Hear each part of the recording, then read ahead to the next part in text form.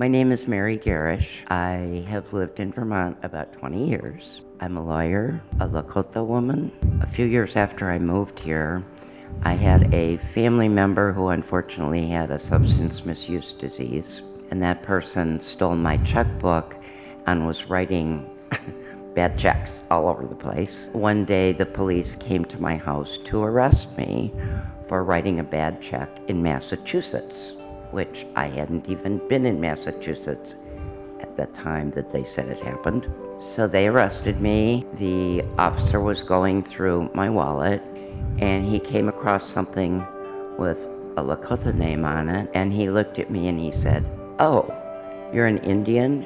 Woo, woo, woo, woo, woo, woo, woo. It really intimidated me because it made me feel that he was making fun of me and my identity. And they said, "No, this is a warrant out of Massachusetts. You're going up to the women's prison in Vermont." I was like, "Can I call a lawyer?" And they said, "Oh, you've probably got one on retainer." I said, "What?" Somebody came down from the women's prison up north, put me in the van and took me up to the women's prison where they booked me. I mean, I've had clients who have been in prison, so I know it's not the best place to be. I also have and have had most of my life, a depressive disorder, which makes me think that I don't have a lot of self-worth anyway. That had an impact as well. So the officers from Massachusetts walked in and looked at me and said, "Where's Mary? We're here to pick up Mary Gerisch." Prison guard said, "That is Mary Gerisch." They said, "No, Mary Gerisch has blonde hair." She goes, "Well, she probably dyed it, so you wouldn't recognize her." I went to court. Lawyer presented my case. I pleaded not guilty. Prosecutor said, "She has a criminal record in Vermont for this sort of thing." And I said, "What? No, I don't." They finally decided they would let me out of prison. Spiritually, I know that I didn't do anything, and I know that nobody at my church would ever, even if I had, they would still love me. But when I went to church for the first time, I was embarrassed to go.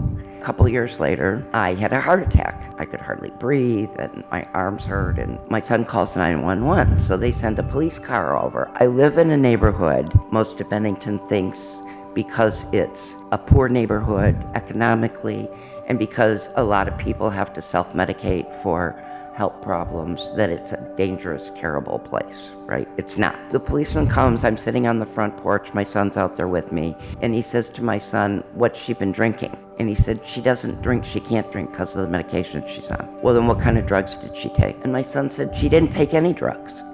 And he said, "She must have taken something, look at her." So they're going back and forth. My son's really getting angry. And he's like, "Get an ambulance here now." He calls an ambulance. They come over right to the ER. They said they called a helicopter. I'm going to have to be airlifted to Albany. They had the paddles ready because they didn't think I was going to make it. And they said at the emergency room, "Why didn't you just call an ambulance and come right in?"